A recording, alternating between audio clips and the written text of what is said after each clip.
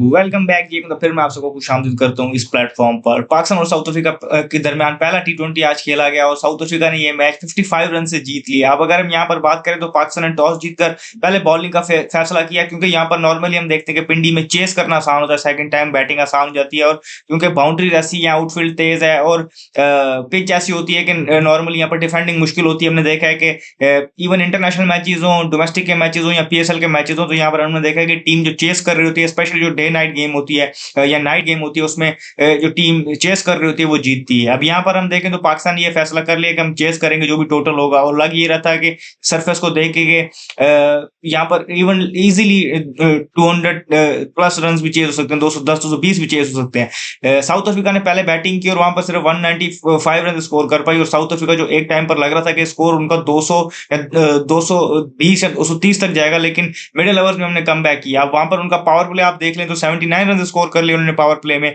लेकिन उसके बाद हमने देखा अगर 10 ओवर के एंड तक देखें तो 111 पर उनके 2 या 3 आउट थे। लेकिन उसके बाद हम देखेंगे उन्होंने मोमेंटम खोया। पाकिस्तान की तरफ से मिडिल ओवर्स में अगर हम बात करें तो मोहम्मद नवाज ने आउटस्टैंडिंग बॉलिंग की, 3 विकेटें ली उन्होंने।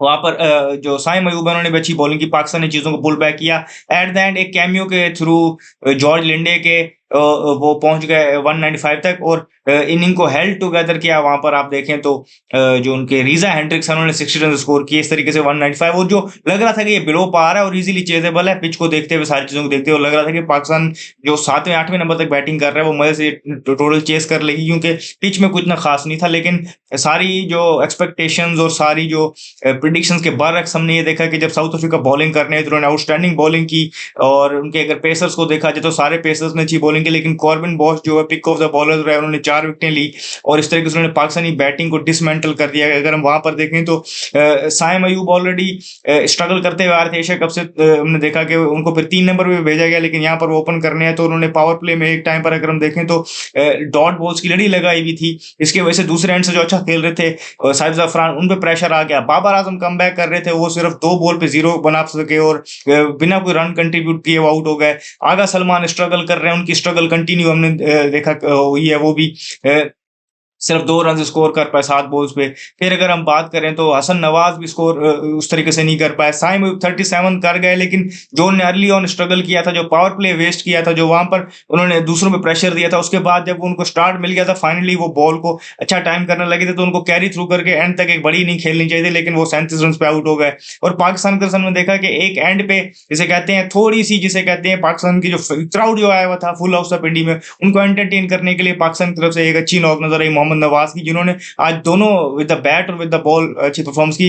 बॉलिंग के साथ उन्होंने 3 विकेटें ली, एक क्रूशियल स्पेल किया 3 for 26 मिडिल ओवर्स में, जहां पर साउथ अफ्रीका जिसे मैंने कहा कि उनको पकड़ लिया वापस, क्योंकि एक टाइम पर वो मोमेंटम लेके बहुत आगे बढ़ रहे थे और बैट के साथ उन्होंने एक कैमियो खेला। तो इस तरीके से पाकिस्तान तरफ से टॉप परफॉर्मर आज वही नजर आया। और अगर आप देखें तो ओनली परफॉर्मर वही थे। बॉल के साथ साइम अयूब ने 2 की अच्छी बॉलिंग की, लेकिन बैटिंग के साथ उन्होंने जो 37 की है वो सेटिस्फैक्शन, अगर देखा जाए तो मेरे लिए वो सेटिस्फाइंग नहीं है, क्योंकि पावर प्ले में जो उन्होंने वेस्ट किया था उसके बाद उनको स्टार्ट मिल गया था, तो ये उनको मैच विनिंग इनिंग खेलनी चाहिए थी, लेकिन वो नहीं खेल पाए। तो इस तरीके से 37 रन कुछ भी नहीं है।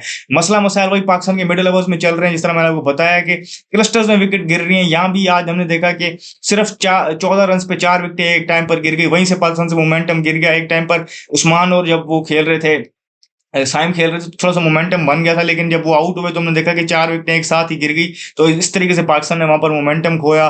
पाकिस्तान ने अगर हम बात करें तो ओवरऑल 18.1 ओवर्स खेले और 55 डॉट बॉल्स खेली। कंपेयर करें आप इसको साउथ अफ्रीका के साथ, तो उन्होंने पूरे 20 ओवर खेले और उनकी 36 डॉट बॉल्स थी। तो यहीं से आप देख लें कि हमने कहाँ पर गलतियां की और क्या चीजें की हैं। अब साउथ अफ्रीका के मैंने आपको बताया कि बैटिंग में रीजा एंड्रिक्स से 60 रन थे, एक कैमियो था वहां पर जॉर्ज लिंडे का, 4 विकेटें बॉलिंग में कॉर्बिन बॉश की थी, लेकिन 3 विकेटें ली वहां जॉर्ज लिंडे ने भी, जिन्होंने बाद में एक जो 4 विकेटें गिरी थी क्लस्टर्स में, तो वहां पर उन्होंने एक कंट्रीब्यूशन की।